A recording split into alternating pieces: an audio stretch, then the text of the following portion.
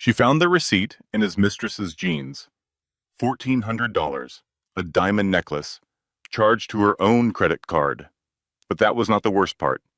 The worst part was that the mistress was sleeping in her bed, in her house, wearing her robe, drinking coffee from her favorite mug every single morning, while Claire folded her laundry in the basement like a servant in her own home. Her husband, Derek, moved his pregnant girlfriend into their house and told Claire to deal with it.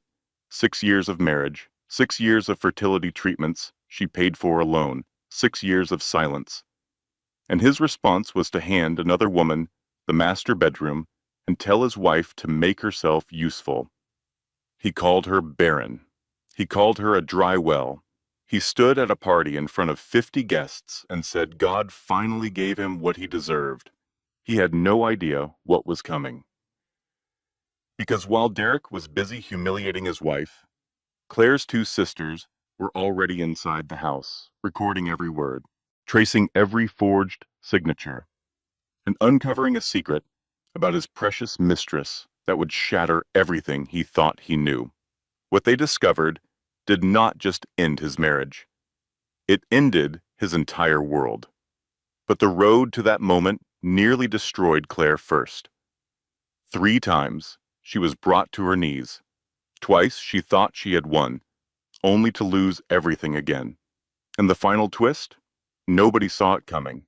Not Derek, not the mistress, not even Claire. Sit back. Get comfortable.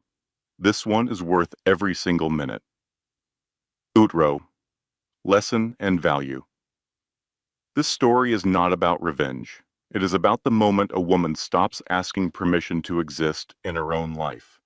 It is about the difference between endurance and acceptance. Because staying quiet is not the same as being at peace. Claire did not win because she screamed louder. She won because she stopped shrinking.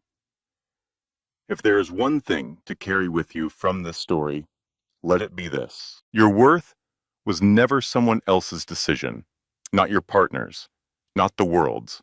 It was always yours. And the people who try to convince you otherwise are simply afraid of what happens when you finally believe it. If this story moved you, hit that like button so more people can hear it. Drop a comment and tell me, what moment hit you the hardest? Share this with someone who needs to hear that walking away is not weakness. It is the bravest thing you can do. And if you have not subscribed yet, join this family right now so you never miss a story like this one. We have so many more coming. Look at her. 6 years and nothing. You know what they call that where I'm from? A dry well. The words slithered through the bedroom wall like poison finding a crack. Claire Whitfield stood in the hallway of her own home, barefoot on the hardwood floors she had picked out herself 4 years ago, holding a basket of clean laundry against her chest like a shield. Her fingers pressed into the warm cotton so hard her knuckles turned white. From behind the master bedroom door, a woman laughed. It was not a polite laugh. It was the kind of laugh that lands on another woman's wound and presses down. "So what am I?" the woman asked. "The upgrade?" Derek's voice came back smooth, amused, the voice of a man who believed he was untouchable. "Baby, you are the whole renovation." Claire did not move. She did not cry. Something inside her chest shifted, not breaking exactly, but rearranging the way furniture moves in an earthquake before the whole structure comes down. She set the laundry basket on the floor silently, pulled her phone from her back pocket, and typed one word to her older sister Lauren. Now. Then she picked the basket back up and walked downstairs, because dinner still needed to be served. And Claire Whitfield had learned a long time ago how to keep moving when her world was falling apart. But here's the thing about Claire. She was not the woman Derek thought she was, not anymore. And the story of how she proved that, how her sisters helped her burn his kingdom to the ground while he stood in the ashes wondering what happened, that story is worth every minute of your time. So sit back, get comfortable, Because when Derek Whitfield decided to humiliate his wife in her own home, he had no idea that she had already started building the case that would destroy him. But the road to that moment nearly killed her first. Let us go back 6 months. It was the 4th of July, and the Whitfields were hosting. Their colonial home on Magnolia Lane sat on a half-acre lot in a suburb outside Charlotte, North Carolina. The kind of neighborhood where everyone had a riding mower and an opinion about your landscaping. Derek stood at the grill in a navy polo, flipping steaks with the confidence of a man who believed he owned every room he walked into. He shook hands with neighbors, clapped men on the back, pulled Claire against his side for a photo with the Hendersons from across the street. From the outside, they were the couple. Derek was a commercial real estate developer with broad shoulders and a sharper smile.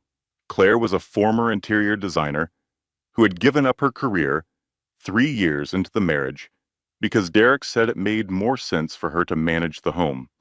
She had believed him. She had believed a lot of things. That night, after the last guest left and the tiki torches burned down to nothing, Claire sat on the edge of their bed and tried to talk to him about her appointment. "I have the fertility consultation on Tuesday," she said carefully. "Dr. Simmons wants to discuss the next round of options. I was hoping you could come with me this time." Derek did not look up from his phone. He was scrolling through something, his face lit blue in the dark room. "Do whatever you want, Claire. I am tired of hearing about it." The words landed like a door closing, not a slam. Worse, the quiet click of a lock. Claire lay awake that night staring at the ceiling fan going around and around, and she thought about something her mother once told her. When a man stops fighting with you, it does not mean he has made peace. It means he has made a decision. She did not know yet what Derek had decided. But her body knew. Her body had known for weeks, in the way she flinched when he came home late, in the way her stomach tightened when his phone buzzed face down on the counter, in the way she had started sleeping on the far edge of the bed, as if her subconscious was already practicing life without him. The next Tuesday, Claire went to the fertility clinic alone. She had been going alone for 2 years. Derek came to the first 3 appointments, back when they started trying, but his patience had the shelf life of milk. He stopped asking about results. He stopped pretending to care about hormone levels and cycle tracking and the small daily injections Claire gave herself in the bathroom, with the door closed. Dr. Simmons was kind. She had a calm voice and steady hands, and she never made Claire feel broken for something her body could not yet do. "Your numbers are actually improving, Claire," she said, reviewing the file. "I think IVF is a strong option for you. We could begin the protocol within 3 months if you are ready." Claire's eyes filled. She nodded quickly, pressing her lips together. "I am ready," she whispered. She drove home with the windows down, letting the warm Carolina air dry her face. For the first time in months, she felt something that was not dread. It was fragile and small, like a match struck in a dark room, but it was there. She decided she would not tell Derek. Not yet. Not until she had something concrete, something he could not dismiss or diminish. She would protect this one small flame from his indifference, that decision, that instinct to guard her hope, from the man who should have been guarding it with her, would later save her life. Not literally, but in every way that mattered. 3 weeks later, Claire was in the kitchen preparing pot roast. It was Derek's favorite, and she had learned that food was sometimes the only language he still accepted from her. The house smelled like rosemary and garlic, and for a brief moment, standing at the stove with late afternoon light coming through the window, she felt almost normal. Then she heard 2 car doors. She wiped her hands on a towel and moved to the front window. Derek's black SUV was in the driveway.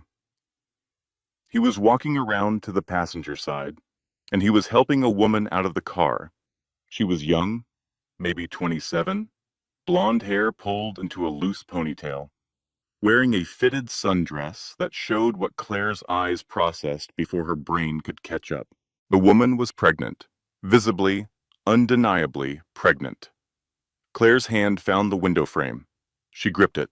Her vision narrowed like she was looking down a long tunnel, and at the end of that tunnel was her husband walking toward the front door with another woman's hand in his. The door opened. Derek walked in first. He did not meet her eyes. He never met her eyes any more when he was about to do something cruel. He had a tell, and his tell was avoidance. "Claire," he said, and his voice had the flat tone of a man delivering a memo. "This is Tiffany. She is carrying my child. She is moving into the guest room." The world stopped. Not dramatically, not with a soundtrack. It stopped the way a heart stops, silently, and the silence is the thing that kills you. Tiffany stepped inside and looked around the foyer with the kind of slow scan that appraises rather than admires. She ran a finger along the console table. "It is cute," she said, "a little dated, but cute." Claire could not speak. Her mouth opened, but nothing came out, as if her body had decided that no words were adequate for this moment, and therefore none would be provided. Derek loosened his tie. "I have been patient, Claire. 6 years. A man needs a legacy. A man needs to know his name continues. I found someone who can give me that." He said it the way someone explains why they traded in an old car. Matter of fact, already decided, already moved on. Claire found her voice, small and scraped. "You cannot be serious." "I have never been more serious," Derek replied. He turned to Tiffany. "I will show you upstairs." Claire stood in her own kitchen, in the house she had designed and decorated and maintained and loved, and she listened to her husband's footsteps going up the stairs with another woman. She heard the master bedroom door open. She heard Tiffany say something, and Derek laugh. And Claire walked to the downstairs bathroom, locked the door, sat on the cold tile floor, and broke into pieces so quietly that no one in the house heard a thing. The next morning, Claire woke up in the basement guest room. It was not a decision she had made. It was a decision that had been made for her.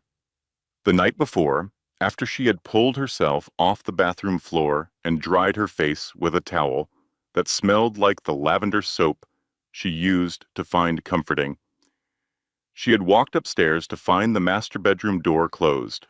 Derek's voice came through it, low and warm, a tone she had not heard directed at her in over a year. She stood there for 11 seconds. She counted them. Then she went to the linen closet, took sheets, carried them to the basement, and made the guest bed with hospital corners because even in devastation, Claire Whitfield was the kind of woman who made a proper bed. The basement room was small. It had a window that looked out at ground level onto the backyard, and the view was mostly mulch and the bottom of the fence. There was a dresser, a nightstand, a lamp with a beige shade. It was the room they used for Derek's mother on her annual Thanksgiving visit. Now it was Claire's. She did not sleep that first night. She lay on her back and listened to the house settle around her. All the familiar sounds now foreign, like hearing your own name pronounced wrong. The first week established the pattern. Derek and Tiffany occupied the master bedroom. Tiffany redecorated within 3 days using Derek's credit card. New curtains, new throw pillows, a diffuser that pumped eucalyptus oil into the air that used to smell like Claire's perfume. Derek started treating Claire like a tenant who had overstayed a lease. He spoke to her only when necessary, and when he did, his voice carried the bored impatience of a man addressing staff. "Make sure there's enough food for 3 now," he told her on the second morning. "Tiffany has cravings. She likes those little pastries from the bakery on Oak Street. Claire stared at him. You want me to shop for her? I want you to be useful, Claire. That is all I have ever wanted. Tiffany settled into the role of the house's new queen with a speed that suggested she had practiced. She rearranged the living room furniture. She claimed the good parking spot in the garage. She used Claire's favorite mug, the blue one with the chipped handle that Claire had bought on their honeymoon in Savannah. It was the mug that almost broke Claire. Not the bedroom, not the humiliation, the mug, because it was such a small, stupid thing. And Tiffany used it every morning with the casual entitlement of someone who believed she had already won. On the fourth day, Tiffany found Claire in the kitchen and set a basket of laundry on the counter. Can you make sure these are done by tonight? She asked, smiling the way a cat smiles at a bird that cannot fly. I am sensitive to certain detergents, so use the fragrance-free kind. Claire looked at the basket. She looked at Tiffany. She felt something inside her chest crack. Not break entirely, but crack, the way a dam cracks before the flood. But the flood did not come. Not yet. Derek hosted a small dinner party that Friday. 3 couples from the neighborhood.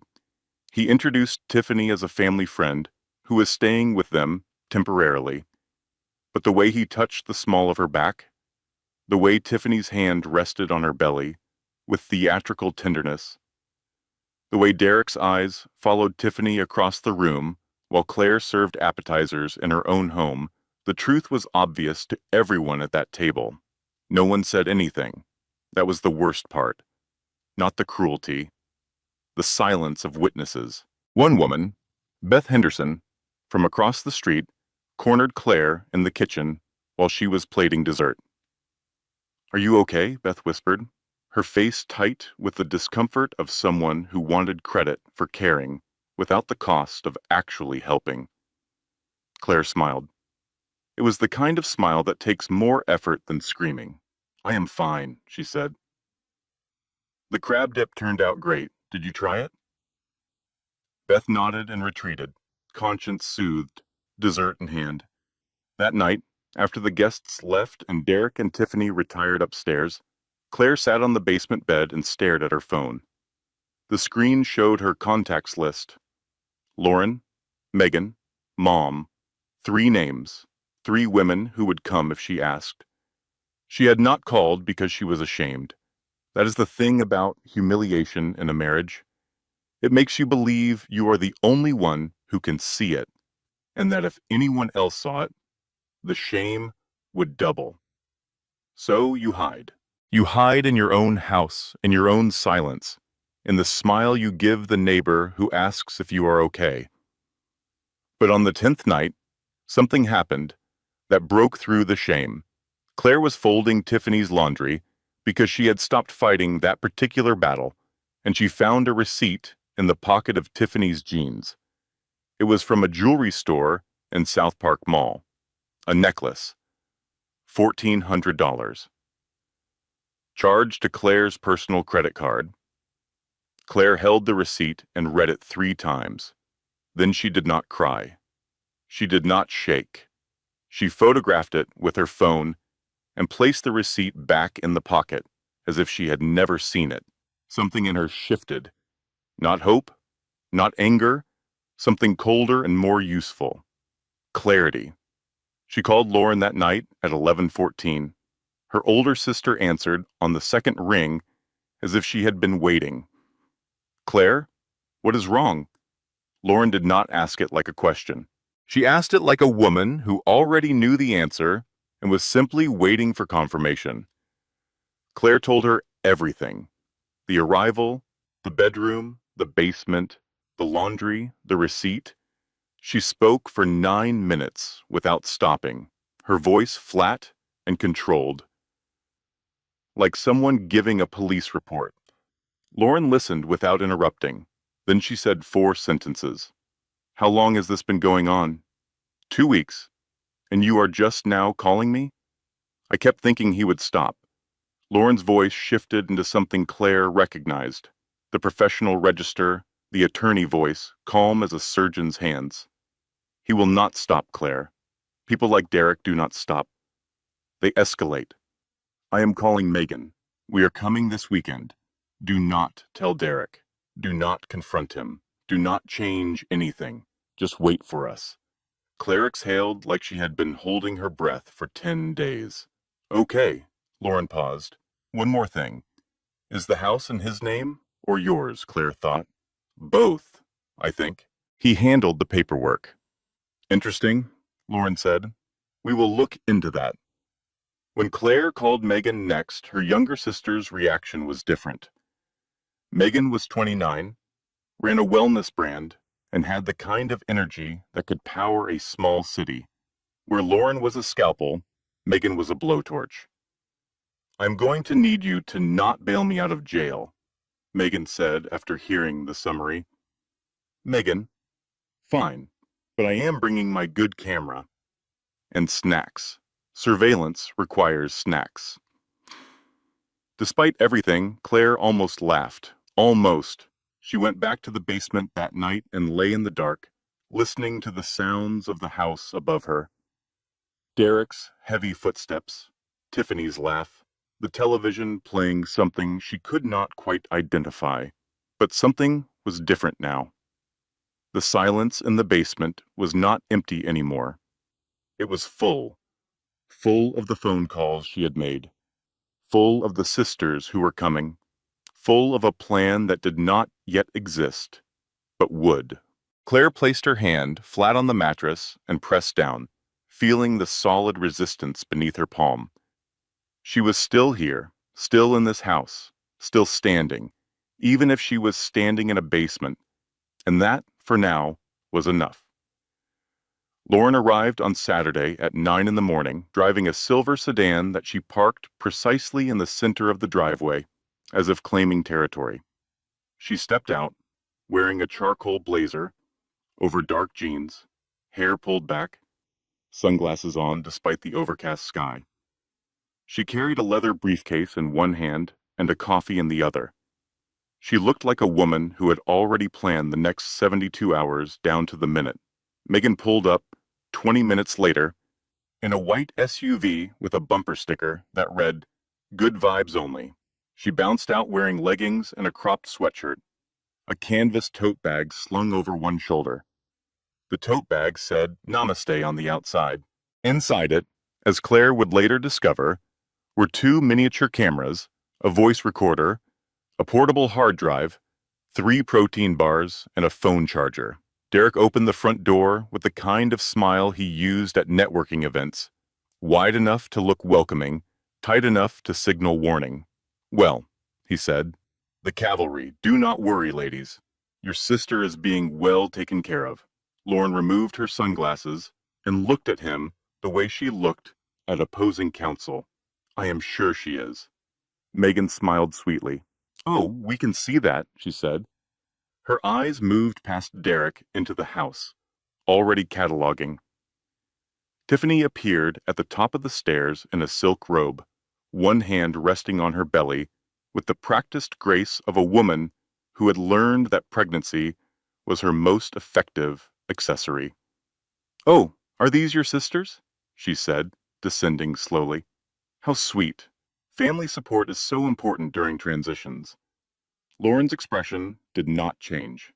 It certainly is. Claire stood in the kitchen doorway, watching her sisters enter her home, and for the first time in weeks, she felt the ground beneath her feet stabilize. Not because things were better, because reinforcements had arrived. That first evening, after Derek and Tiffany retired to the master bedroom, the 3 sisters sat in the basement room. Lauren opened her laptop on the bed. Megan sat cross-legged on the floor, unwrapping a protein bar. Claire sat in the corner chair, with her hands folded in her lap. Lauren spoke first. I pulled preliminary records on your way here. Derek has taken out 3 significant loans in the past 14 months. 2 of them bear your signature as co-signer. Claire shook her head. I never signed anything. He handles all the financial paperwork. He always has. Lauren nodded slowly. That is what I suspected. If those signatures are forged, we are looking at fraud.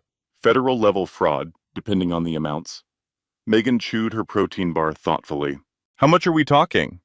Lauren glanced at her screen. From what I can see so far, at least 300,000. But I have my husband Paul running a deeper trace. He is an accountant. If there is more, he will find it. Claire felt dizzy. $300,000? Under your name, Lauren confirmed. Tied to Derek's company. If his business fails, and from what I can tell it is already struggling, you are personally liable for those loans. The room was quiet for a moment. Then Megan set down her protein bar and unzipped her tote bag. Okay, she said. Where does Tiffany spend the most time being horrible? Claire blinked at the shift. The kitchen. She loves an audience. Megan pulled out a small camera, no bigger than a thumb drive. Perfect. Nobody suspects the coffee maker. Over the next 5 days, the sisters operated with the precision of women who had been underestimated their entire lives. Lauren made calls, quiet ones. From the backyard, pacing between the rose bushes Claire had planted their first spring in the house. She contacted Paul, who began tracing Derek's financial labyrinth. She called a colleague who specialized in family law. She requested property records from the county clerk. Megan handled surveillance. She placed one camera behind the coffee maker, angled to capture the kitchen island where Tiffany held court every morning.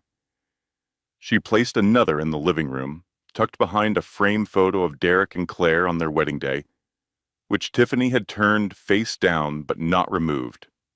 Claire's role was the hardest. She had to keep being Claire, keep folding laundry, keep making meals, keep absorbing the daily humiliations without showing that anything had changed. Her sisters were building a case, and the case required evidence, and evidence required Derek and Tiffany to feel safe enough to keep talking. They talked plenty. Tuesday morning, Tiffany sat at the kitchen island eating yogurt while Claire cleaned the stove. She is basically the maid with a ring, Tiffany said into her phone, loud enough for Claire to hear. I mean, imagine sleeping in the basement of your own house. The camera behind the coffee maker captured every word. Wednesday evening, Derek and Tiffany argued about nursery colors in the master bedroom, and Derek's voice carried down the stairs. A barren woman should be grateful I even keep her around. At least she cooks. Megan, listening from the hallway, with her recorder running, clenched her jaw so hard, Claire heard it click. She looked at Claire. Claire shook her head. Not yet, she whispered. Thursday brought the discovery that changed everything. Lauren had been reviewing the property records, and she called Claire into the basement with a look on her face that Claire had only seen once before, when Lauren won her first major case at 28. The house, Lauren said. Lauren. It is in your name. Claire frowned. What do you mean? Derek bought this house? Lauren turned her laptop to face Claire. He did, but for tax purposes, he put the title under your maiden name. Claire Davidson. This property is legally yours. I do not think Derek remembers this, or if he does, he assumes it does not matter. Claire stared at the screen. I own this house? You own this house. Megan pumped her fist from the floor. I knew the coffee maker camera was lucky. Friday afternoon, Megan nearly compromised the entire operation. She was adjusting the living room camera when Tiffany walked in unexpectedly. The camera's tiny indicator light blinked once. Megan, with reflexes born from years of last-second Instagram content saves, whipped out her phone and aimed it at Tiffany. Sorry, she said brightly. The lighting in here is amazing. Your skin looks incredible. What moisturizer do you use? Tiffany, disarmed by flattery, spent the next 15 minutes describing her skincare routine. Megan nodded enthusiastically, agreed that hyaluronic acid was life-changing, and quietly angled the camera to a better position while Tiffany demonstrated her jawline massage technique. That evening, in the basement, Lauren looked at Megan with something between exasperation and admiration. You asked about her moisturizer. It worked, did it not? Lauren shook her head. Moving on, Paul found something out. There is a hidden account. Offshore, Cayman Islands. Derek has been funneling money from his company into it for at least 2 years. Claire pressed her hands against her temples. How did I not know any of this? Lauren's voice softened. Because he made sure you did not. That is not your failure, Claire. That is his strategy. That night, Claire lay in the basement and stared at the ceiling she had stared at for weeks. But it looked different now. Not because anything in the room had changed, but because she had. She was no longer a woman waiting for her husband to remember she existed. She was a woman with sisters, with evidence, with a house in her name, and a husband who did not know the ground was already shifting beneath his feet. From upstairs, she heard Tiffany laugh at something on television. Derek's heavy footsteps crossed the master bedroom. Claire closed her eyes. Not to sleep, to plan. Derek announced the gender reveal party on a Monday morning with the enthusiasm of a man unveiling a monument to himself. He stood in the kitchen, phone in hand, reading off a guest list that included his business partners, their country club circle, half the neighborhood, and 2 colleagues from his firm who Claire had never liked. Everyone who matters, he said. Tiffany clapped her hands. It is going to be perfect, she said. I was thinking blue and pink theme, with the big balloon pop reveal. Claire stood at the sink, rinsing dishes, her back to them. She said nothing. Derek glanced at her. You can handle the food, he said. Keep it simple. Finger sandwiches, that kind of thing. You are good at that. The party was the kind of thing that makes you feel like Megan said. Stirring her coffee, in the basement that evening, you are trapped in someone else's fever dream. But Lauren saw something different. She saw opportunity. This is our moment, Lauren said, closing her laptop. He wants a public stage. Fine. We will give him one. But the script will be ours. Saturday arrived warm and bright, the kind of southern afternoon that feels like it was designed for gatherings. The house was decorated in pastels. Pink and blue balloons clustered in the corners. Ribbons hung from the porch railing. A banner across the living room read, Welcome, baby. Guests arrived in waves. Women in sundresses. Men in khakis and button-downs. Gift bags piled on the table by the door. The air smelled like vanilla candles and expensive perfume, and the particular tension that exists when everyone in a room knows something is wrong, but no one is willing to say it. Tiffany sat on the center couch in a white sundress that clung to her belly, receiving guests like royalty.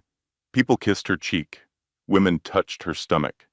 Derek hovered close, his hand on her shoulder, his smile on full display. Claire moved through the party like a ghost in her own home. She carried trays of food. She refilled drinks. She smiled when spoken to, and disappeared when she was not. A few guests glanced at her with the uncomfortable pity of people who wanted to be kind, but not enough to be brave. Beth Henderson, from across the street, approached Claire near the punch bowl. This must be hard for you, Beth whispered. Claire's smile was flawless. The deviled eggs turned out great. Have you tried them? Beth retreated. Claire kept moving. Derek called for attention at 3:15.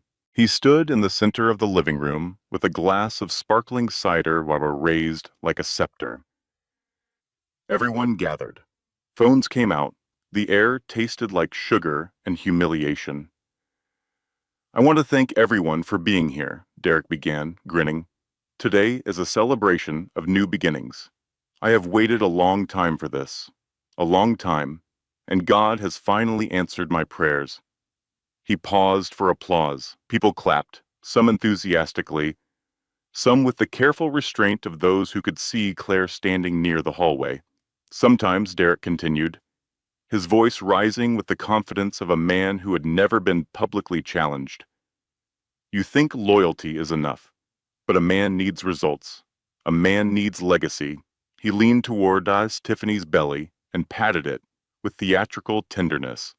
This woman right here, he said, has given me what I always deserved.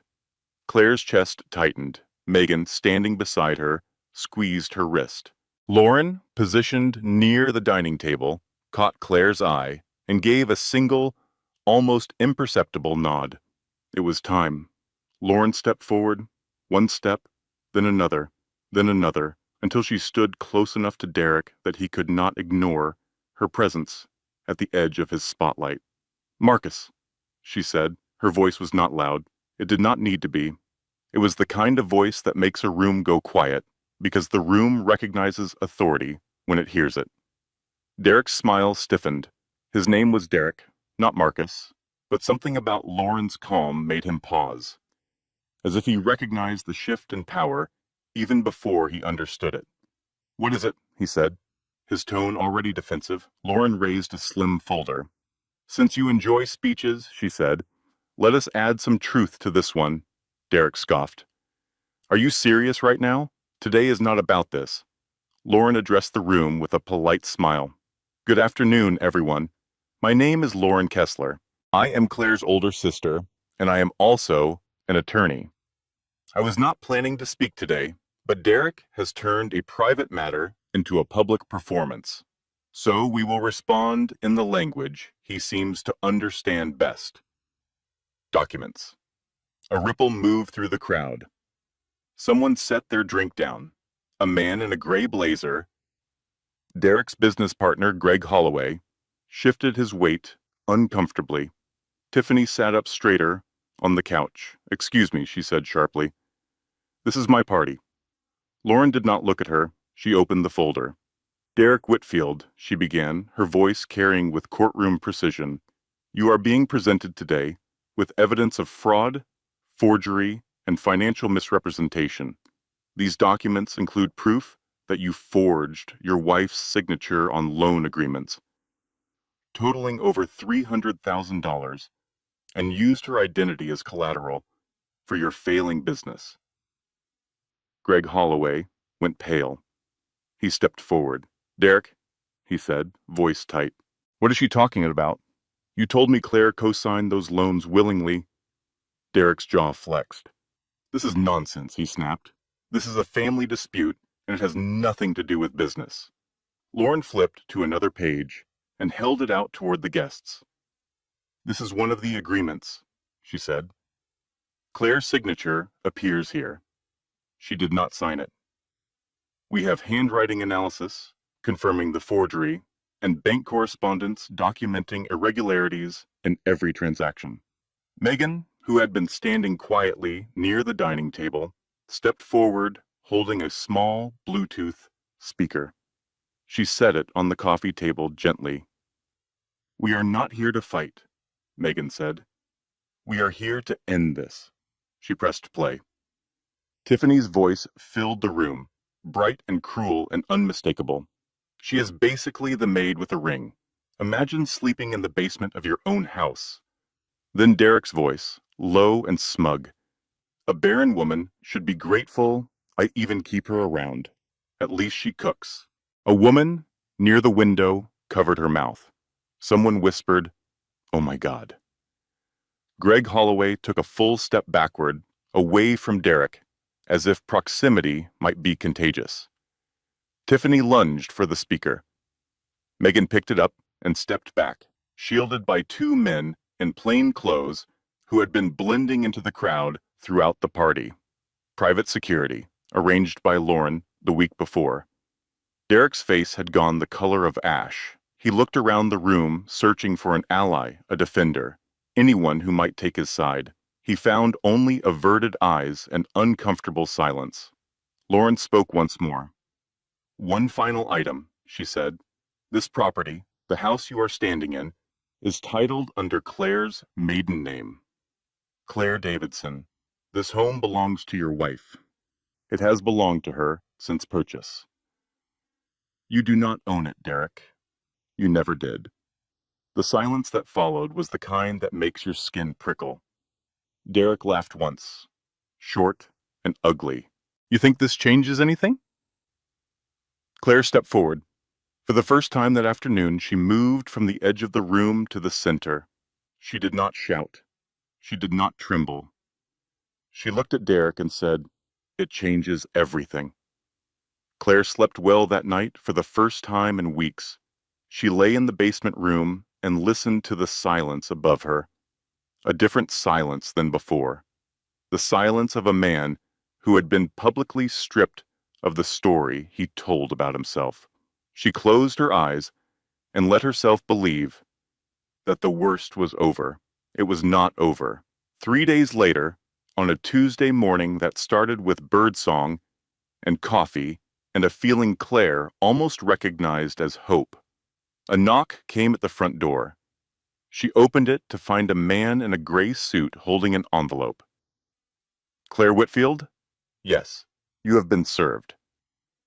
He handed her the envelope and walked back to his car without another word.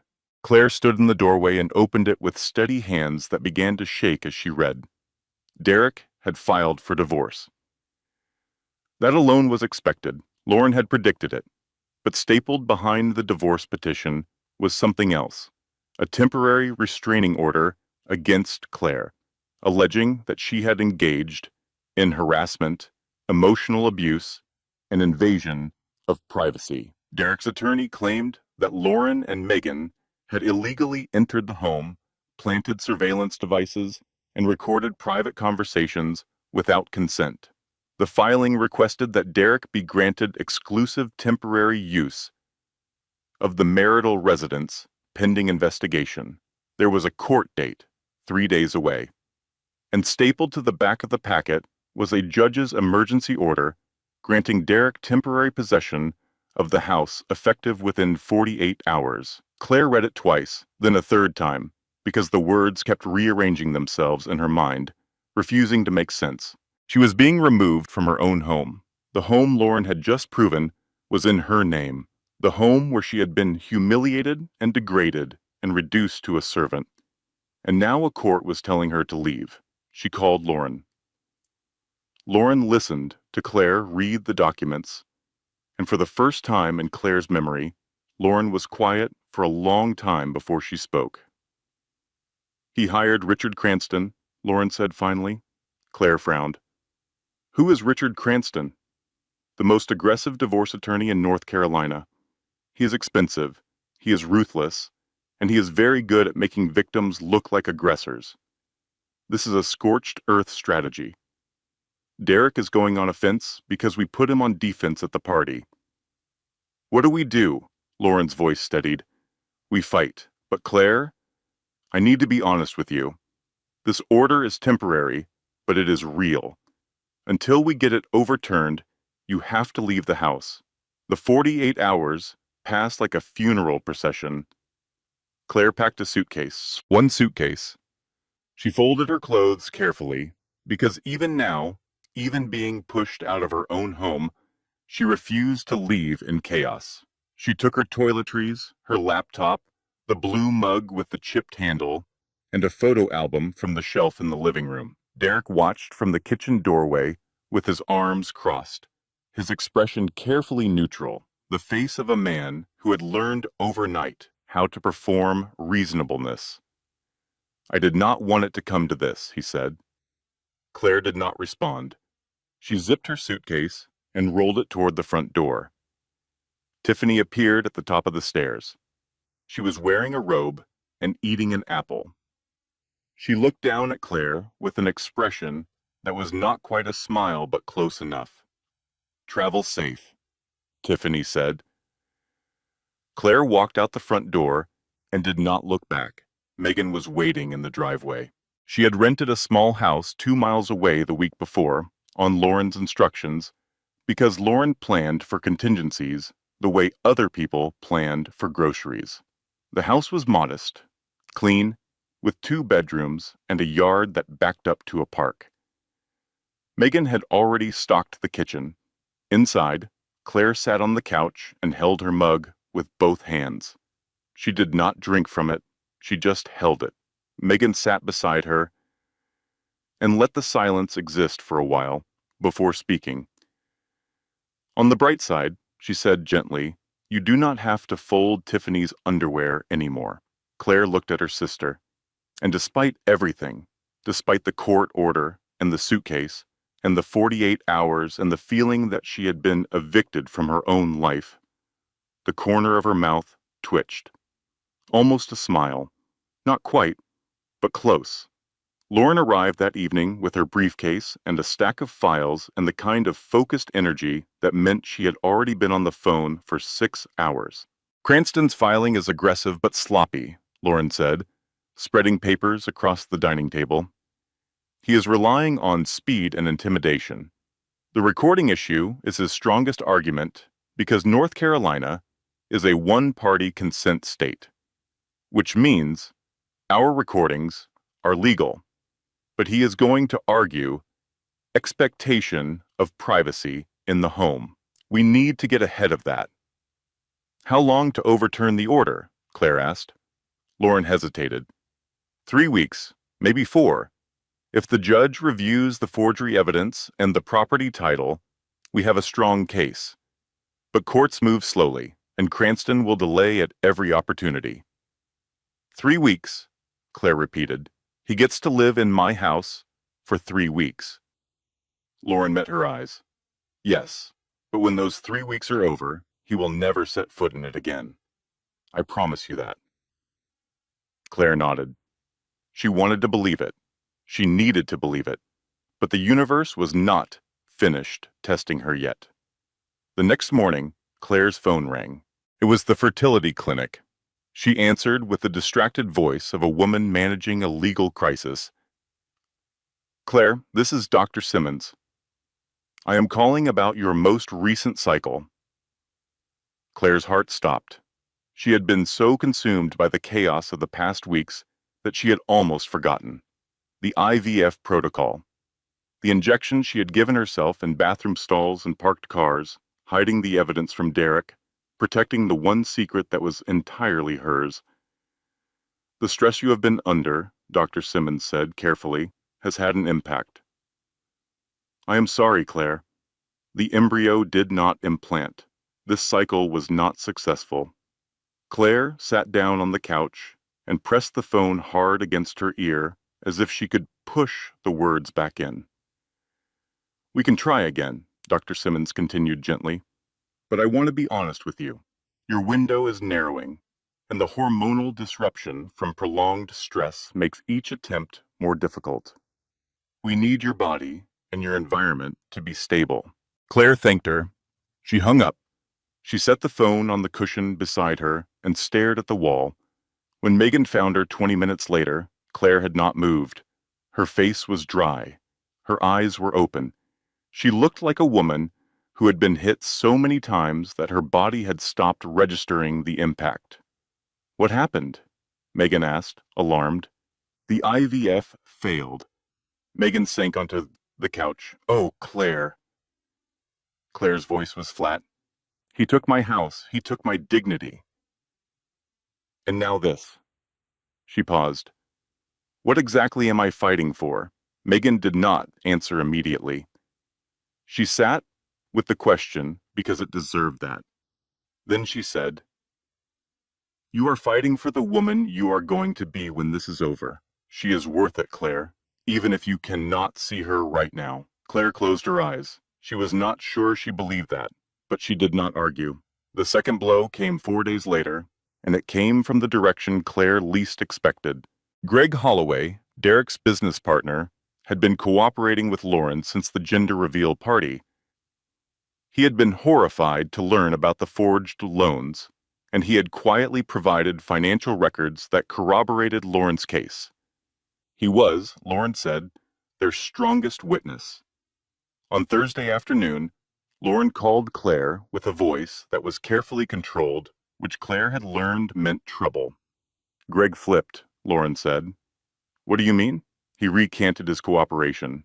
He submitted a sworn statement to Cranston's office saying that you were aware of and consented to all the loan agreements. Claire gripped the phone. That is not true. I know it is not true.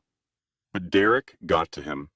I do not know exactly how, whether he threatened him or offered something, but Greg is now on Derek's side. Our strongest witness just became their weapon.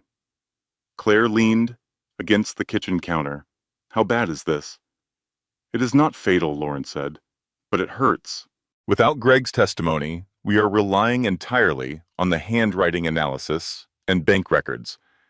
A good judge will still see the truth, but Cranston is going to use Greg's statement to create reasonable doubt.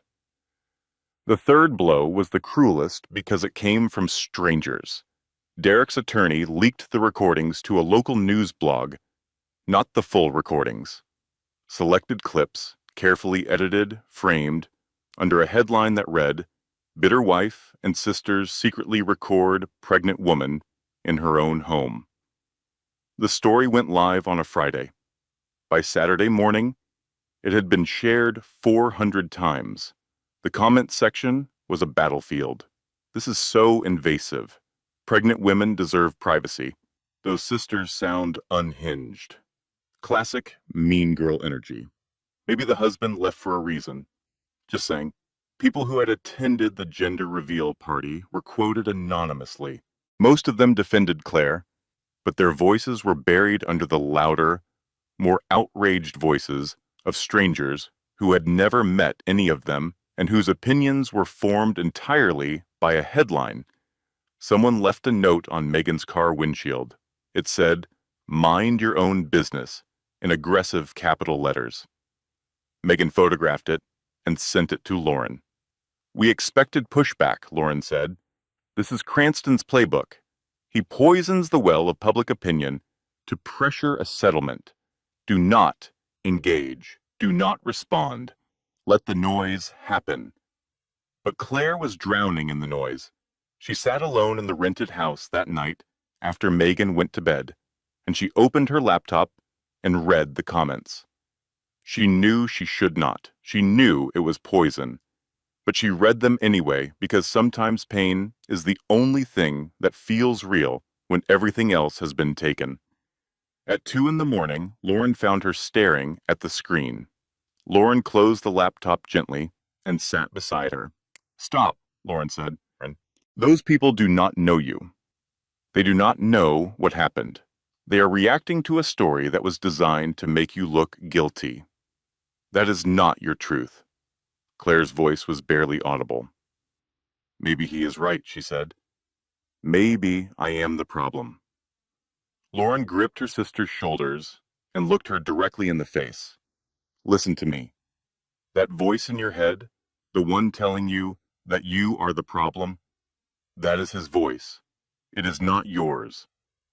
He put it there because a woman who believes she is broken does not fight back.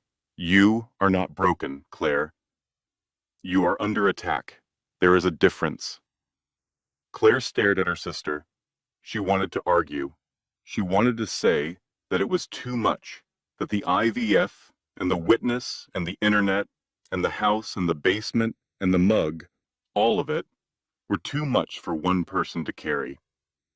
But Lauren's eyes held something that arguments could not touch. Certainty. Not the arrogant kind, the earned kind.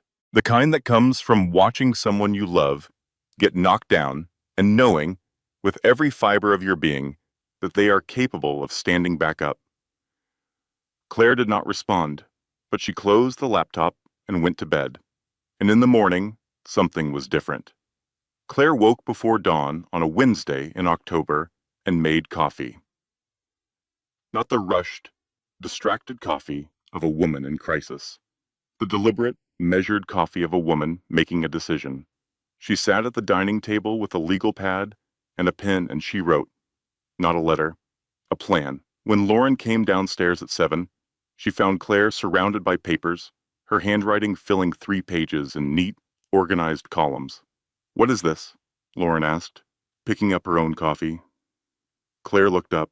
Her eyes were different. Not harder, sharper. "For 6 weeks," she said, "you and Megan have been fighting for me. I love you for that. But it ends today. Not the fighting, my absence from it. Lauren sat down slowly, reading Claire's notes. Claire pointed to the first column. Derek has been claiming my medical expenses as business deductions. The fertility treatments. He used them to reduce his tax liability. I did not know until I pulled my insurance statements last night. But Dr. Simmons's office can confirm the treatments were personal medical expenses, not related to his company. Lauren's eyes widened slightly. That is tax fraud. It is, Claire confirmed. She pointed to the second column. Greg Holloway flipped because Derek has leverage on him. But I do not think Greg's wife, Sandra, knows what he is involved in. She and I used to be friendly. We went to the same church group. I want to talk to her. Woman to woman? Woman to woman. Lauren considered this. It is risky. If Greg finds out first, he could coach her. Then I will go today, Claire said. She arrived at Sandra Holloway's door at 10 in the morning. Sandra unanswered in yoga pants and a confused expression. Claire, she said. I was not expecting you. I know, Claire said. May I come in? They sat at Sandra's kitchen table with cups of coffee that neither of them drank. Claire told Sandra the truth. All of it. The forged loans. Greg's initial cooperation. The flip. The sworn statement. Sandra listened without interrupting, her face moving through confusion, anger, disbelief, and finally a settled, cold fury that Claire recognized because she had worn that face herself in the basement. He told me he was not involved, Sandra said quietly. He told me Derek's problems were Derek's problems. They are, Claire said. But Greg signed documents too, and now he is lying under oath to protect Derek. I am not here to threaten you or Greg. I am here because you deserve to know the truth, the same way I deserve to know the truth about what was happening in my own home. Sandra stared at her coffee for a long time. Then she looked up with eyes that could cut glass. Thank you for telling me, she said. Claire left without asking for anything. She did not need to. That evening, Lauren's phone rang. It was Greg Holloway.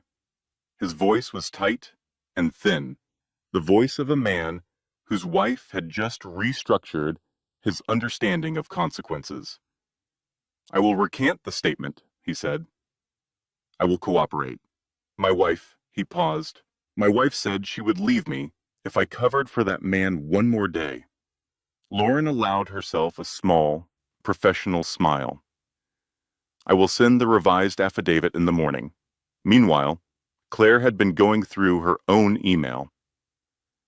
For hours, thousands of messages going back 5 years, she was looking for something specific, something she remembered Derek saying once, a throwaway comment he had made about the loans that she had not understood at the time. She found it at 11:47 at night. An email from Derek to his accountant, sent 18 months ago, CCing Claire on what he clearly assumed she would never read. The email said, Claire will not notice. She never checks the paperwork. Just use her signature from the mortgage closing and duplicate it. Same pen pressure, same angle. No one will question it. Claire read it 3 times. Then she printed it. Then she walked into Lauren's bedroom and placed it on the nightstand. Lauren picked it up, read it, and looked at Claire with an expression that was not quite pride but close. That is the smoking gun, Lauren said. I know, Claire replied. Megan, who had appeared in the doorway rubbing her eyes, read the email over Lauren's shoulder. She let out a low whistle. He literally emailed his crime, Megan said, to his accountant, with your name in the recipient field. Not his finest moment, Lauren agreed. Can you imagine, Megan continued, being dumb enough to commit fraud and then create a paper trail? It happens more often than you would think, Lauren said dryly. Claire stood in the doorway and felt something she had not felt in a very long time. Not victory, not yet. but the quiet, electric certainty that comes when you realize you have been holding the weapon the entire time and simply did not know it. "One more thing," Claire said. "Megan, I want to make a video." Megan raised an eyebrow. "Not dramatic, not angry, just me telling the truth. The blog story made me look like the villain. I want people to hear my voice." Megan nodded slowly. A thread of recognition passed between the sisters, the understanding that Claire was no longer the woman who had called them from a basement. She was not even the woman who had stood silently at the gender reveal. She was someone new, someone forged by everything she had survived, and she was ready to speak. They filmed it the next morning.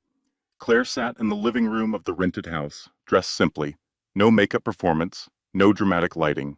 She spoke directly to the camera for 4 minutes. She stated facts: the marriage, the infidelity, the mistress in her home, the forged loans, the eviction from her own property. She did not cry. She did not raise her voice. She spoke with the steady calm of a woman who had stopped needing anyone to believe her and started needing only to be honest. "My name is Claire," she said at the end. "I am not telling you this for sympathy. I am telling you because someone tried to silence me, and silence is the only thing I refuse to give him." Megan posted it that afternoon. Within 48 hours, it had been shared 11,000 times. The comment section reversed like a tide. "I am so sorry this happened to you. Those sisters are incredible." He emailed his own crime? What an absolute fool.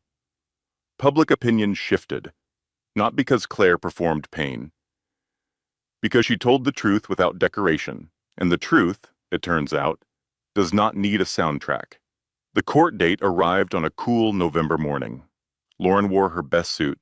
Megan carried a backup battery for her phone and 2 granola bars. Claire wore a navy dress she had bought the day before, not because she cared about impressing the judge, but because she wanted to feel like herself for the first time in months.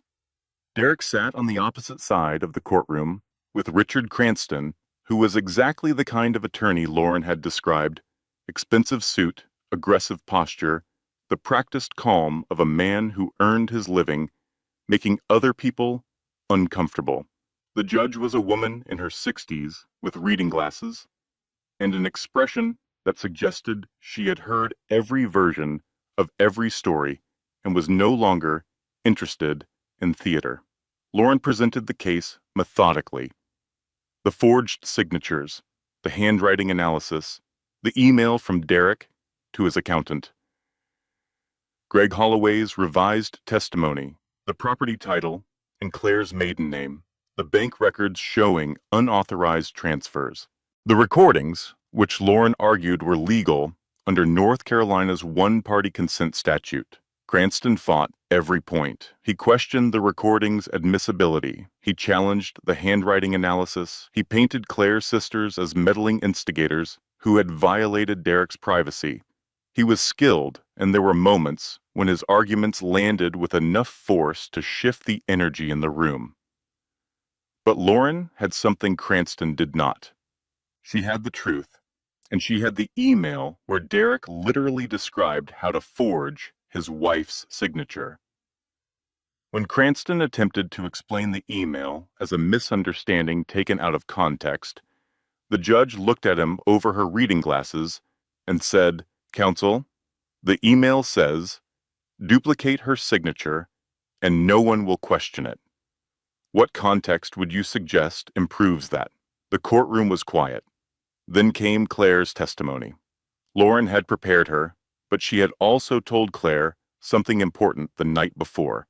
"Do not perform," Lauren said. "Do not try to make them feel sorry for you. Just tell them what happened." Claire took the stand and spoke for 12 minutes.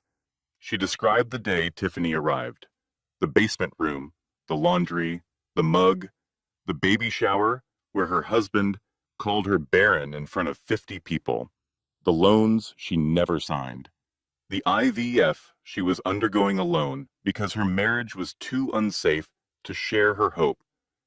She spoke with the kind of calm that only comes from having already survived the worst version of the story. Her voice did not waver. Her hands were still. She looked at the judge, not at Derek, because Derek was no longer the audience that mattered. Then she turned and looked at him anyway. I was undergoing IVF, Derek, she said. I was approved for treatment the week you brought her into our home. You destroyed our chance at a family because you could not wait, could not ask, could not see me as anything other than a failure. Derek's face shifted. Something cracked behind his eyes. Not remorse exactly, but the recognition of a loss he had not calculated. Claire continued, her voice steady and final. You did not break me. You showed me what I was tolerating, and I am done tolerating. The courtroom was silent for 5 full seconds after she finished. The judge ruled decisively. The temporary restraining order against Claire was dissolved. Claire was granted exclusive possession of the house based on clear property title and evidence of Derek's fraud. Derek's assets were frozen pending full investigation. A permanent restraining order was issued against Derek. Full financial restitution was ordered. Cranston objected to everything. The judge noted his objections and ruled anyway. Outside the courthouse, the November air was sharp and clean. Megan hugged Claire so hard she lifted her off the ground slightly. Lauren stood beside them, briefcase in hand, allowing herself a rare, genuine smile. Derek exited through a different door, flanked by Cranston. He looked across the parking lot at Claire and opened his mouth as if to speak. A security guard stepped between them. Sir, please maintain distance per the court order. Derek stood there, words dissolving before they formed, and watched Claire walk to her car with her sisters. Tiffany was not in the courtroom. She had not come. Claire would learn later that Tiffany had left the house 3 days before the hearing, packed 2 suitcases, while Derek was at Cranston's office, and driven away without leaving a note. The drive home was quiet. Not the heavy quiet of grief, the light, clean quiet that follows a storm. Megan spoke first. So, your house. My house, Claire confirmed. Lauren glanced in the rearview mirror. We should change the locks today. Claire nodded. And the curtains. Tiffany's curtains have to go. They changed the locks that afternoon. A locksmith named Jerry, who had clearly dealt with these situations before, worked quickly and without unnecessary questions. Claire watched him drill out the old deadbolt and install a new one, and she held the new keys in her palm like they were something sacred. That evening, the 3 sisters sat on the back porch of Claire's home. Not the rented house. Her house. The one she had decorated and loved and been exiled from and now reclaimed. Lauren had a glass of wine. Megan had a sparkling water. Claire had a cup of tea that she actually drank for once. The backyard was dark and quiet. The neighbor's porch light cast a soft glow across the fence. Somewhere down the street, a dog barked once and then was silent. I think it is really over this time, Claire said. But this time, unlike the last time she said those words, she did not say them with certainty. She said them with something more durable than certainty. She said them with patience, the willingness to wait and see, the understanding that recovery is not a single victory, but a series of mornings where you choose to keep going. Lauren clinked her glass against Claire's mug. It is getting there, she said. One document at a time. Megan raised her sparkling water to the coffee maker camera that started it all. Claire laughed. A real one. Full and warm and unexpected, like sunlight breaking through on a day the forecast said rain. 6 weeks after the court ruling, Lauren received a package at her office. It was from a private investigator she had hired early in the case. A quiet, methodical man named Davis, who specialized in background research and charged by the hour. Inside the package was a report. 43 pages thick, with a yellow sticky note on the front that read, "I think you should sit down for this one." Lauren read it at her desk. Then she read it again. Then she called Claire. "I need to come over tonight," Lauren said. "It is important." Claire heard the shift in Lauren's voice. Not alarm, something else. The particular stillness that precedes a revelation. Lauren arrived at 7. Megan was already there, having sensed through whatever sibling frequency connected them that something significant was happening. They sat at the dining table, the same table where Claire had written her plan, where she had found her voice, where she had decided to stop being a passenger in her own crisis. Lauren opened the report. "Tiffany Greer," she said, "is not who she claimed to be." Claire frowned. What do you mean?" Lauren laid out the findings. Tiffany and Derek did not meet randomly at a gym. They connected through a dating platform specifically designed for wealthy married men seeking discreet relationships. Tiffany had used the platform before, twice. In both previous cases, Lauren continued, the pattern was identical. She targeted men with significant assets, initiated relationships, became pregnant, and leveraged the pregnancy for financial settlement. The first man paid her $80,000 to go away. The second paid $120,000. Megan whistled low. "She is a professional. She is strategic," Lauren corrected, "and she played Derek perfectly because his ego made him blind." But the report contained something else, something that made Claire set down her tea and stare at Lauren in silence for a long time. The investigator found evidence that during the period of conception, Tiffany was also involved with another man, a personal trainer, in a neighboring town. The timeline overlapped with her relationship with Derek. "You are saying the baby might not be his," Claire said. "I am saying no paternity test has ever been done," Lauren replied. "Derek never requested one. His ego would not allow him to question it. The child is his because he decided it was, and no one challenged that assumption." Claire leaned back in her chair. She was quiet for a long time. Megan broke the silence, so she targeted him. "Got pregnant, maybe not even with his child, moved into his house, and he was so busy humiliating you that he never once stopped to question her." Claire nodded slowly. "They deserved each other," she said. "But the baby did not deserve any of it." "No," Lauren agreed. "The baby did not." "Do we use this?" Claire asked. Lauren considered. "We hold it. It is leverage, if we need it during the financial proceedings. But I do not think we need to deploy it now. Derek's fraud case is moving forward independently. His assets are frozen. Cranston dropped him as a client last week because Derek could not pay the retainer." Megan's eyebrows rose. "Cranston dropped him? Lawyers have bills too," Lauren said. That evening, after Lauren left, Claire sat alone in the living room. The house was quiet, not the oppressive quiet of the basement, the gentle quiet of a space that belonged to her. She thought about Tiffany, not with anger, not with satisfaction, but with the distant, weary recognition of a woman who understood that cruelty rarely traveled alone. It brought company. It brought complications. It brought children who did not ask to be born into chess games. Then came an unexpected visitor.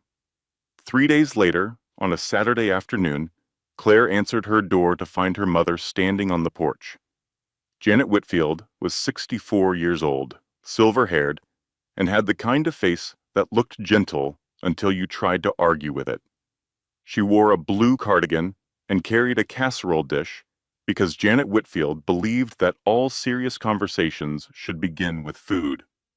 Claire stared at her. "Mom." "I did not know you were coming." Janet stepped inside without waiting for an invitation. "I brought chicken casserole," she said. "And the truth, both are overdue." They sat at the kitchen table. Janet served the casserole. Claire waited. "Your father?" Janet began, and then stopped. She pressed her lips together composing herself. Your father did something similar to me. When you girls were young, there was a woman. He did not bring her into our home, but he brought her into our life. I found out, and I stayed. Claire set down her fork. Mom, I stayed because I thought that was what strong women did. I thought endurance was love. I was wrong. Janet's eyes filled but did not spill. I am here, she said, because you did not stay. You did what I could not do. And I want you to know that I see you, Claire. I see how brave you are. Claire reached across the table and took her mother's hand. The casserole sat between them, warm and untouched, while 30 years of silence finally broke. After a long time, Janet straightened. Now, she said, Lauren tells me Derek's attorney is arguing that you were financially dependent and complicit, that you knew about the loans. That is what they are claiming, Claire confirmed. Janet lifted her chin. Put me on the stand, she said. I have been waiting 30 years to tell the truth about men like this in a courtroom. Claire looked at her mother, this woman she had thought she understood, and realized that some stories only reveal themselves when the people in them are finally ready to speak. Some stories run in families, she said quietly. Janet nodded. They do, but so does the courage to end them. The final hearing was not dramatic. It was thorough. Lauren presented evidence with the precision of a woman who had been preparing for this her entire career. Janet took the stand and testified with quiet, devastating authority about the patterns of financial control she recognized in Derek's behavior, because she had lived them herself decades ago. Greg Holloway testified truthfully about the forged documents. Dr. Simmons submitted records confirming Claire's fertility treatments. Derek sat across the courtroom, looking diminished. Cranston was gone, replaced by a younger attorney who handled the case with the mechanical efficiency of someone managing a losing hand. Derek's face had the hollow quality of a man who had spent months expecting a door to reopen and finding only walls. The judge issued the final ruling in less than 20 minutes. Full dissolution of the marriage. The house permanently awarded to Claire. Derek ordered to repay all fraudulent loans from his remaining assets. Ongoing financial restitution. The restraining order made permanent. Derek did not speak after the ruling. He stood when his attorney stood. He walked out when his attorney walked out. He moved like a man who had been living in a story he told about himself and had just discovered the story was fiction. Claire walked out of the courthouse into December air that felt like the first clean breath after a long illness. Lauren walked beside her. Megan was waiting by the car, holding 2 coffees and a look of barely contained joy. She'll be fine, Megan said into her phone. She just won. Yes, Mom. I will tell her you said that. Yes, I love you too. Chicken casserole would be great. Okay, bye. She hung up and handed Claire a coffee. Mom says she is proud of you, and she is making another casserole. Claire took the coffee and stood in the parking lot for a moment, feeling the cold air against her face, feeling the weight of the past 8 months lift. Not all at once. Not like a curtain being pulled. More like snow melting, gradual, steady, irreversible. The months that followed moved at the pace of healing, which is to say, slower than Claire wanted and faster than she expected. She returned to interior design, starting with small projects, a kitchen remodel for a friend of Lauren's, a nursery for a woman at her church who was expecting twins. She discovered that her eye for space and color had not atrophied during the years she spent tending to Derek's ego. If anything, it had sharpened. She saw rooms differently now. She saw potential where she used to see problems. She resumed the IVF protocol in January. Dr. Simmons was cautiously optimistic. Claire's hormone levels had stabilized. Her body, freed from the constant cortisol of living under siege, was responding. The treatments were difficult. There were days when the injections left her sore and the hormones left her weeping at television commercials. But she had Megan driving her to appointments and Lauren handling the remaining legal threads and her mother calling every Sunday with updates about her garden and unsolicited opinions about Claire's protein intake. She was not alone. That was the difference. Not just that she had people around her, but that she had finally let them in. Derek had taught her that asking for help was weakness. Her sisters taught her it was strategy. Spring came, and with it, the news Claire had stopped daring to hope for. Dr. Simmons called on a Tuesday afternoon. "Claire," she said, and her voice had a warmth that medical professionals usually reserve for very specific moments. "Your test came back positive." Claire sat down on her kitchen floor. Not because she was weak, but because her legs decided, independently of her brain, that this moment required proximity to the earth. "Positive," she repeated. "You are pregnant, Claire. Early, very early, but the numbers are strong." Claire pressed the phone against her ear and cried. Not the silent, suppressed tears of the basement. These were loud and messy and free, the kind of crying that comes when your body finally releases something it has been holding for years.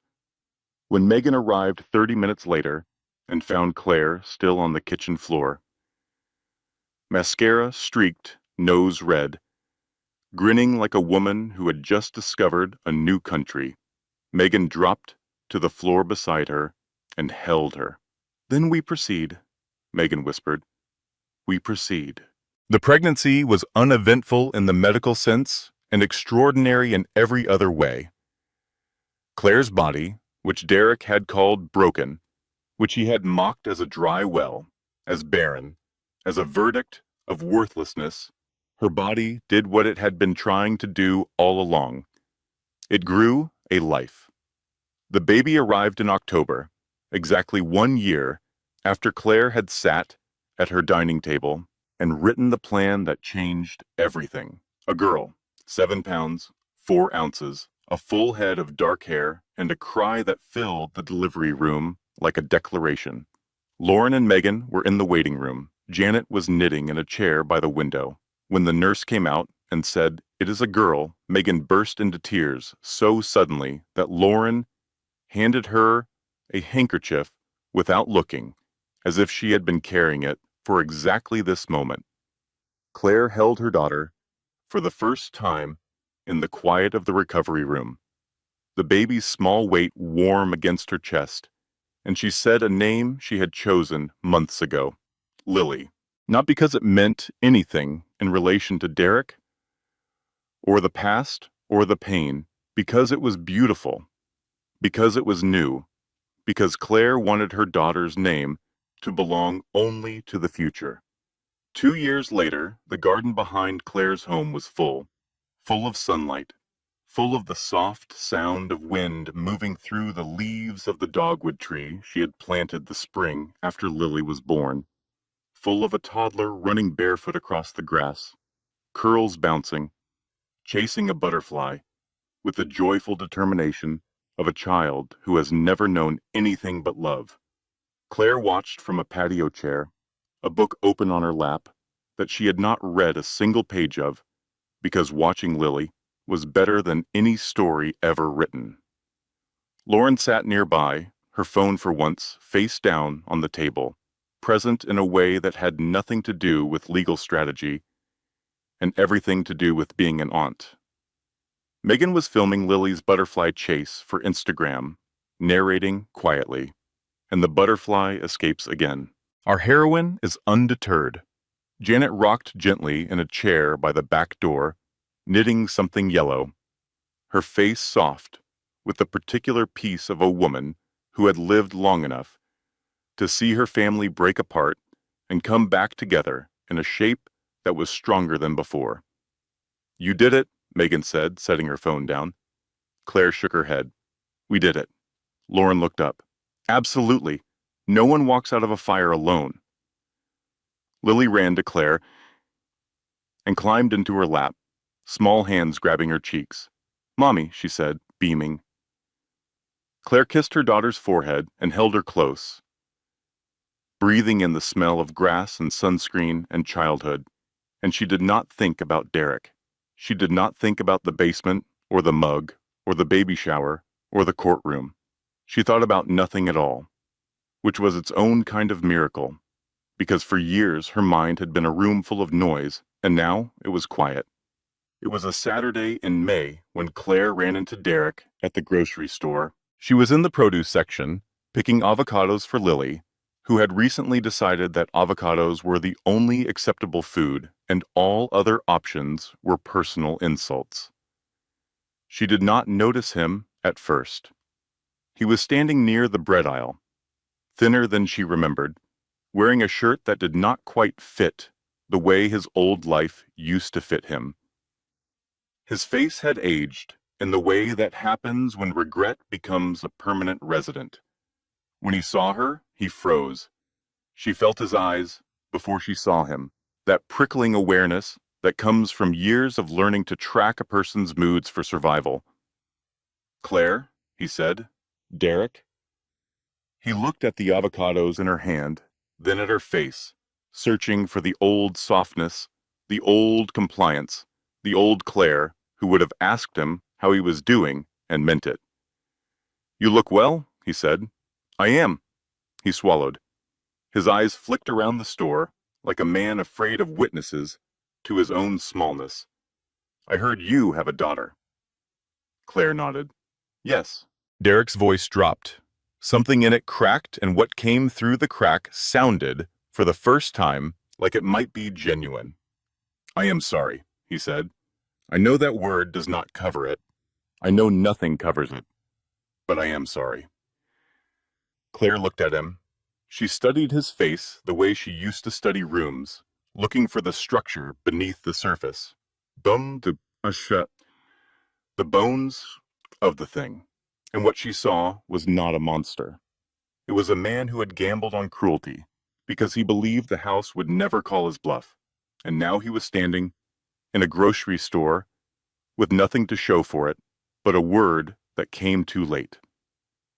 "I accepted your apology a long time ago," Claire said. Derek's eyes widened. Hope flickered. "Not because you earned it," Claire continued, gently closing the door she saw him trying to open. "Because I refused to carry you inside me as poison." Derek's shoulders sagged. "Do you ever think about us?" Claire thought about the bruised nights, the guest room that became a basement, the mug Tiffany drank from every morning, the gender reveal, the courtroom, the kitchen floor where she learned she was pregnant, Lily's first word, which was more, spoken while reaching for blueberries. "I think about what I learned," she said. "I do not think about going back."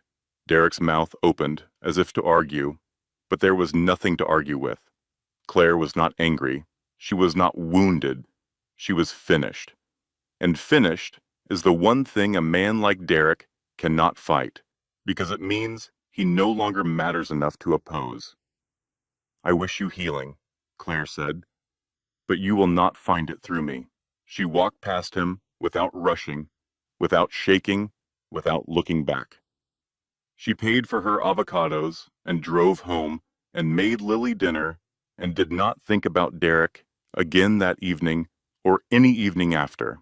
But the story had one final chapter. 3 weeks later, Claire found a thick legal envelope on the dining table when she came home from a client meeting. Lauren had left it with a handwritten note that said, "You should see this.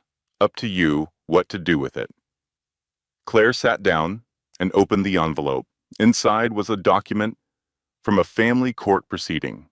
Tiffany had filed for child support from Derek. Derek, in response, had finally done what his ego had prevented him from doing for over 2 years. He had requested a paternity test. The results were in the envelope. The baby was not his. Claire read the results twice. She set the paper down on the table and sat very still. She did not feel triumph. She did not feel satisfaction. She felt a strange, hollow compassion for a man who had destroyed everything: his marriage, his home, his finances, his reputation, chasing a legacy that was never his to begin with. He had called Claire barren. He had called her a dry well. He had moved a woman into their home and paraded her pregnancy like a trophy, and the trophy was empty. Claire folded the paper and placed it back in the envelope. She put it in a drawer. She did not call anyone. She did not post anything. She did not need this information to feel complete. She already was. That evening, the backyard was golden with late light. Lily was chasing fireflies in the dusk, her small hands opening and closing around the nothing, delighted by the chase itself. Claire walked across the grass and picked her up. Lily wrapped her arms around Claire's neck. "Mommy, I am here, baby. I am right here." Claire stood in her backyard, in her home, holding her daughter, and she felt the full weight of her life settle into something that was not dramatic or cinematic or designed for an audience. It was better than that. It was real. Derek Whitfield wanted a legacy. He got a lesson. Claire Whitfield wanted a family. She built one, on her own terms, in her own time, surrounded by women who never let her fall. The most powerful revenge is not making someone pay.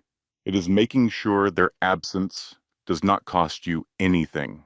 And somewhere, in a house on a quiet street in North Carolina, a woman held her daughter while fireflies blinked in the fading light, and she did not need anyone to witness her strength.